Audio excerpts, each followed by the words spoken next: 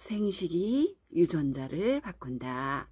암, 당뇨, 대사증후군을 예방하고 면역력을 높이는 생식의 기적. 식탁에서 일어난 생식과학 20년의 기적. 몸을 자연 상태로 회복시키는 생식의 놀라운 메커니즘. 통합의학 선두주자 황성주 박사가 제안하는 온 국민 건강 비책. 생식의 거부할 수 없는 생명력. 생명의 씨앗 씨눈. 생식이 자연의 생명에 살아있는 식사가 되는 그 첫 번째 비밀은 바로 씨눈에 있습니다. 씨눈은 싹을 틔우는 곳, 생명을 잉태하는 곳입니다. 하지만 이 씨눈은 곡물을 도정하는 과정에서 대부분 제거됩니다. 현미와 백미는 뼈에 곁거만 벗겨냈는가, 씨눈까지 제거했는가, 그 차이점입니다. 현미와 백미에 물을 담긴 접시에 놓으면 며칠 후에 현미에게서는 싹이 트지만 백미는 그냥 썩고 맙니다. 바로 생명이 있느냐 없느냐의 차이입니다. 생명을 잉태하는 씨눈이 있느냐 없느냐입니다. 씨눈이 바로 생명이기 때문입니다. 백미의 한자는 백미입니다. 그런데 찌꺼기의 뜻을 가진 한자 박은 흰백과 백미, 쌀미를 조합합니다. 백미가 영양학적으로 가치가 없다는 것은 한자가 의미하고 있으니 참 놀라운 일입니다.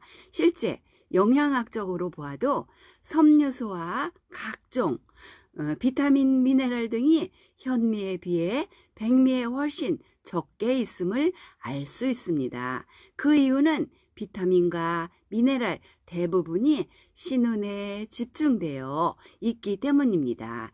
현미는 비타민과 미네랄을 씨눈에 66%, 쌀겨에 29% 함유하고 있습니다. 반면 씨눈과 쌀겨가 제거된 백미는 단 5%만 가지고 있을 뿐입니다.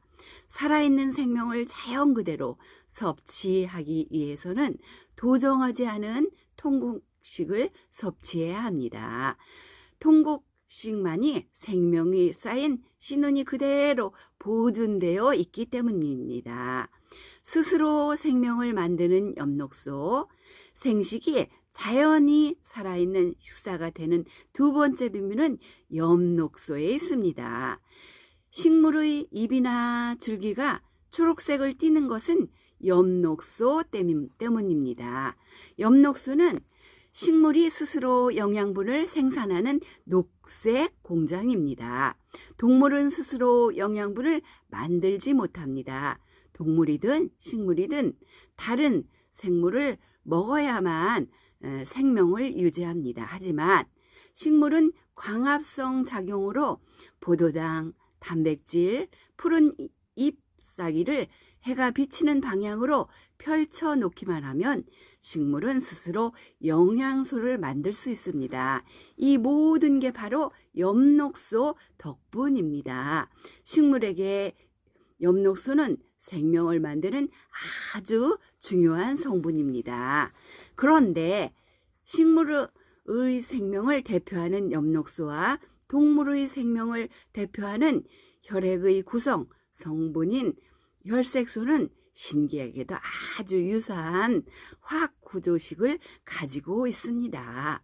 화학적으로 포피린 구조를 가지고 있는데 단지 중간 금속 원소로 엽록소는 마그네슘, 혈색소는 철분을 가지고 있는 것만 다를 뿐입니다. 동물이 풀을 먹으면 동물의 장, 육모에 많이 존재하는 철이 풀의 엽록소를 구성하는 중심, 금속인 마그네슘과 바뀌는 현상, 치환 현상이 일어납니다. 초식 동물인 소나 말이 푸른 풀만 먹고도 생명을 유지할 수 있는 것은 바로 이런 치환 현상이 일어나